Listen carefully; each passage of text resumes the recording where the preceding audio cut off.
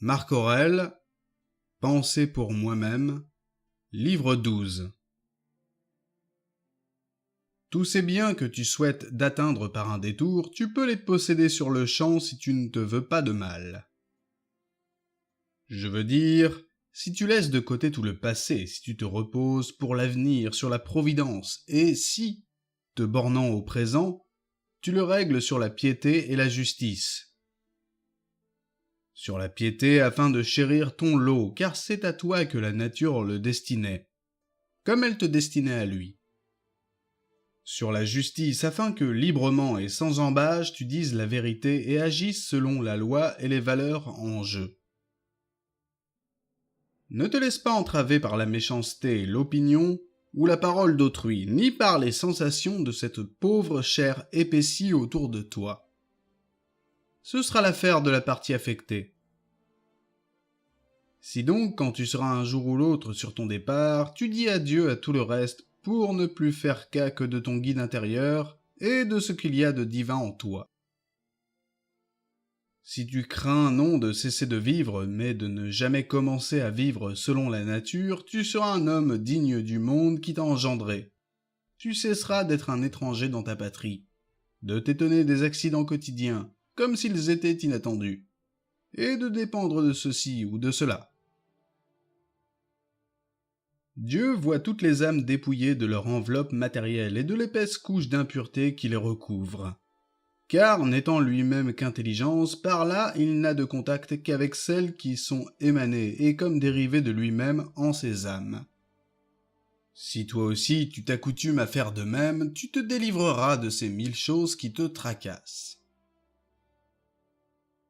Celui qui n'a pas égard au paquet de chair qui l'enveloppe perdra-t-il son temps à considérer vêtements, demeures, glorioles, tout l'attirail et la mise en scène de cette sorte? Il y a 3 éléments dont tu es composé, le corps, le souffle, l'intelligence. Les 2 premiers sont à toi, en tant qu'il te faut en prendre soin, le 3e seul est proprement tien. Si donc tu bannis de toi-même, c'est-à-dire de ta pensée, tout ce que les autres font ou disent, tout ce que de ton côté tu as fait ou dit, tout ce qui en tant qu'avenir te tourmente ou qui, appartenant au corps qui t'entoure ou au souffle qui fait un avec toi, échappe à ton libre arbitre et t'est annexé, et tout ce qu'entraîne en son circuit le tourbillon extérieur, si tu veux que délivrer des conditions inhérentes à son sort, ta faculté intelligente demeure pure et libre de lien, vive repliée sur elle-même, pratiquant la justice, acceptant les événements et professant la vérité. Si tu bannis, dis-je, de ton guide intérieur tout ce qui dépend de la passion puis du temps, tout ce qui reste à venir ou en est déjà écoulé, si tu fais de toi, comme d'Empédocle, une sphère parfaite fière de sa rondeur, bien équilibrée.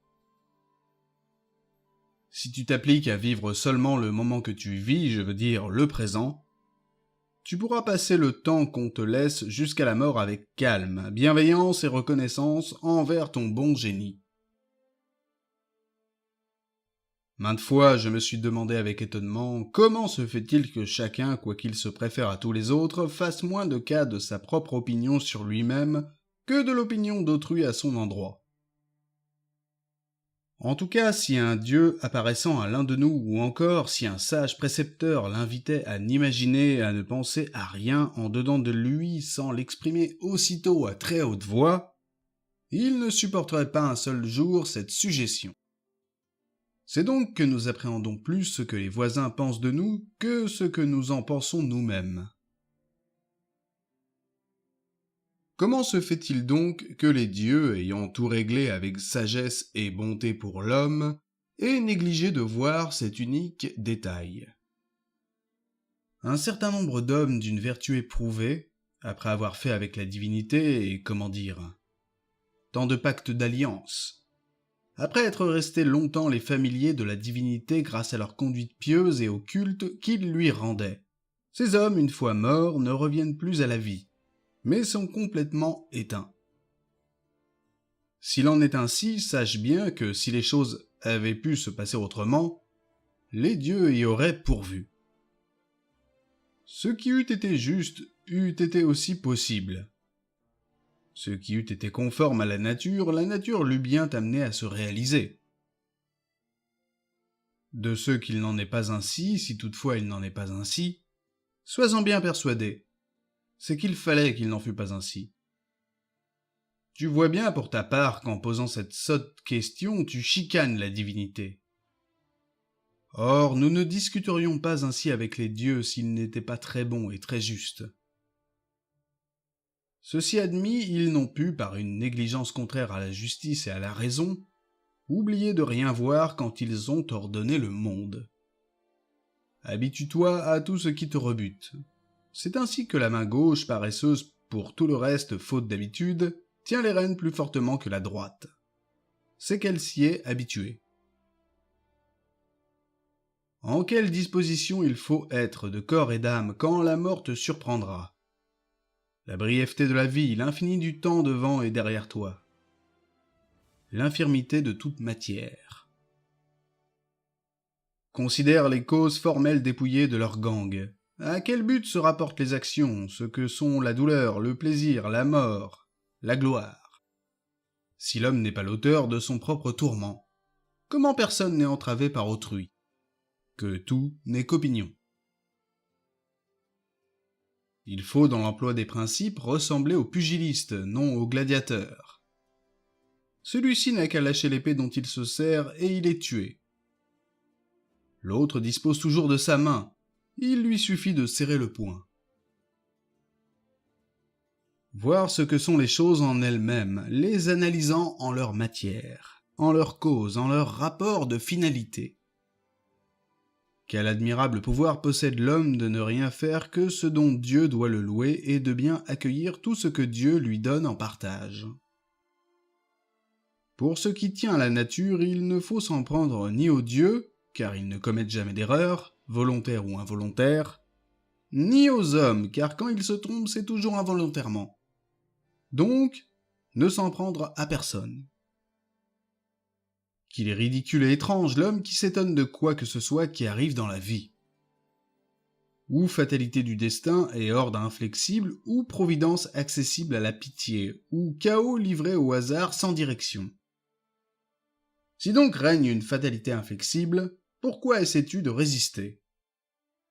Si c'est une providence qui se laisse toucher, rends-toi digne de l'assistance divine. Si c'est un chaos sans direction, estime-toi heureux au milieu d'un tel tourbillon, de posséder, toi, en toi-même, une intelligence capable de te guider. Si le tourbillon t'emporte, qu'il emporte ton corps, ton souffle, tout le reste. Ton intelligence, il ne l'emportera pas. Quand la flamme de la lampe continue de briller jusqu'à extinction sans rien perdre de son éclat, la sincérité, la justice, la tempérance qui sont en toi vont-elles s'éteindre avant l'heure? Lorsqu'un homme te donne l'impression qu'il a commis une faute, dis-toi: qu'en sais-je si c'est une faute? Et si faute il y a, il s'est condamné lui-même. Ainsi, c'est comme s'il déchirait son propre visage. Celui qui n'admet pas que le méchant commette de fautes ressemble à qui n'admettrait pas que le figuier produise son suc dans les figues, que les marmots piaillent, que le cheval hennisse, et toute autre nécessité de cet ordre. Que devenir quand on est affligé d'une telle humeur? Si tu piaffes ainsi d'impatience, guéris cette humeur. Si ce n'est pas convenable, ne le fais pas. Si ce n'est pas vrai, ne le dis pas. Que l'initiative t'appartienne.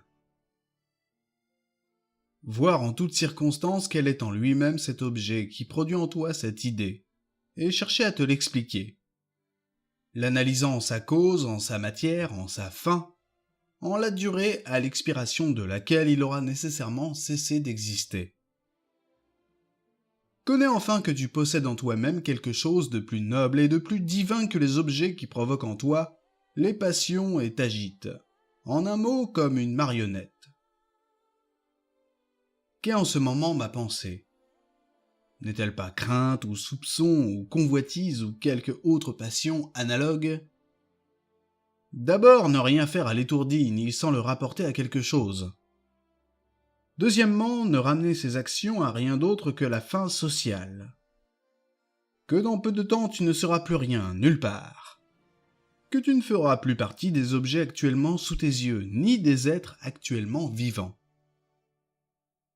Toutes choses sont naturellement faites pour changer, s'altérer, périr, afin d'en produire d'autres qui leur succèdent. Que tout n'est qu'opinion et que l'opinion dépend de toi. Supprime donc, quand tu voudras, ton opinion, et comme un navire qui a doublé le cap, tu trouveras aussitôt beau temps, tous les éléments calmés et une rade à l'abri des vagues. Une opération particulière quelconque qui cesse au bon moment n'éprouve aucun dommage du fait d'avoir pris fin, et l'auteur de cette action n'éprouve non plus aucun dommage du fait qu'elle a pris fin. De même donc la série de toutes les actions qui constituent la vie, si elle prend fin au bon moment, n'éprouve aucun dommage du fait d'avoir pris fin. Et pas davantage celui qui a mis fin au bon moment à cette chaîne d'actions ne s'en trouve mal en point. Quant au bon moment et au terme, c'est la nature qui les fixe. Tantôt la nature individuelle dans le cas de vieillesse, et de toute façon la nature universelle, dont les parties se transforment de telle sorte que le monde dans son ensemble est toujours jeune, et dans son plein épanouissement. Or, ce qui est avantageux pour l'ensemble est toujours beau et de saison. Donc la cessation de la vie pour l'individu n'est pas un mal, car il n'a pas à en rougir, puisqu'elle échappe à son libre arbitre et ne nuit pas à la communauté. C'est au contraire un bien, puisqu'elle est opportune, pour l'ensemble, qu'elle comporte pour lui un avantage et qu'elle est emportée dans le mouvement général. Ainsi, il est porté par le souffle de Dieu, l'homme qui se porte par la même voie que Dieu et aux mêmes fins que lui en vertu d'un jugement réfléchi. Ne perds pas de vue ces 3 points. En ce qui concerne tes actions, qu'elles ne soient pas menées à l'étourdi ni autrement que la justice elle-même ne les eût accomplies. Pour les accidents qui surviennent du dehors, ils sont dus soit au hasard, soit à une providence. Or, il ne faut ni blâmer le hasard, ni accuser la providence. Deuxièmement, ce que devient l'individu depuis sa conception jusqu'à ce que le souffle l'anime, et depuis lors jusqu'au moment où il doit le rendre. Et quels éléments le composent, en quels éléments il sera dissous. Troisièmement, suppose que tu sois tout à coup élevé dans les airs et que tu contemples de là-haut ce que font les hommes, leur agitation en tous sens. Comme tu les mépriserais quand tu verrais du même coup d'œil l'immense espace environnant, domaine des habitants de l'air et de l'éther. Et chaque fois que tu serais ainsi élevé, tu verrais les mêmes scènes, leur identité d'aspect, leur peu de durée. Et c'est là un sujet d'orgueil. Boute dehors l'opinion, tu es sauvé. Qui donc t'empêche de la bouter dehors? Quand tu te fâches de quelque chose, tu oublies que tout est produit conformément à la nature universelle, que la faute commise t'est étrangère, et en outre que tout ce qui arrive est toujours arrivé ainsi, arrivera encore et arrive partout en ce moment. Quelle étroite parenté unit l'homme à tout le genre humain, parenté qui n'est pas celle du sang ou du germe, mais participation à la raison. Tu oublies encore ceci, que l'intelligence de chacun de nous est un Dieu, et émane de là-bas. Que personne ne possède rien en propre, mais que son enfant, son corps, son souffle lui-même, lui sont venus de là-bas. Que tout n'est qu'opinion, que chacun ne vit que le moment présent et qu'il n'en perd point d'autre. Passe constamment en revue ceux qu'une cause ou l'autre jetait hors de leur gond, ceux qui ont atteint le fait des honneurs, du malheur, de la haine, ou des fortunes les plus diverses, puis réfléchis. Que reste-t-il de tout cela? Fumée, cendre, légende, ou pas même une légende. Représente-toi aussi tous les cas analogues, soit Fabius Catulinus à sa campagne, Lucius Lupus en ses jardins, Stertinius à Bayès, Tibère à Caprée, Vellius Rufus et, en général, tous ceux qui eurent, l'ambition de se distinguer en quoi que ce soit, jointe à une haute opinion d'eux-mêmes. Combien étaient mesquins les objets de tous ces efforts? Combien il est plus digne d'un sage quand une matière lui est donnée, de se montrer juste, tempérant, docile aux dieux, simplement, car des bouffées d'orgueil sous un masque de modestie, il n'est rien de plus insupportable. À ceux qui demandent encore, où as-tu vu les dieux? À quoi constates-tu leur existence? Que tu les honores? D'abord, ils sont visibles à nos yeux. Ensuite, n'est-ce pas, je n'ai pas vu davantage mon âme et tout de même, je la respecte. De même pour les dieux. Par les marques de leur puissance qu'ils me font éprouver en toutes circonstances, je constate qu'ils existent et je les révère. Le salut de la vie, c'est de voir à fond ce qu'est en lui-même chaque objet. Quelle en est la matière, quelle en est la cause formelle. De toute son âme pratiquer la justice, dire la vérité. Que restera-t-il à faire qu'à profiter de la vie pour en former une chaîne de biens, sans laisser entre eux le moindre intervalle? Une est la lumière du soleil, bien qu'elle se laisse diviser par des murs, des montagnes, une infinité d'autres écrans. Une est la matière universelle, bien qu'elle se divise en une infinité de corps individuels. Un est le souffle vital, bien qu'il se divise en une infinité de natures ayant chacune leurs limites respectives. Une est l'âme intelligente, bien qu'elle paraisse se partager.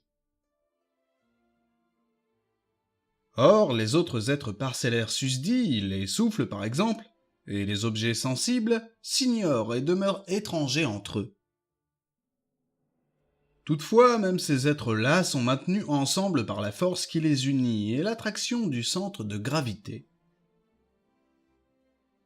L'intelligence, au contraire, par un privilège singulier, tend à rejoindre son semblable. Elle essaie de s'y réunir et son besoin de société ne connaît pas d'obstacle. Que recherches-tu encore? De prolonger ta vie? Mais serait-ce pour sentir, te porter à l'action? Croître?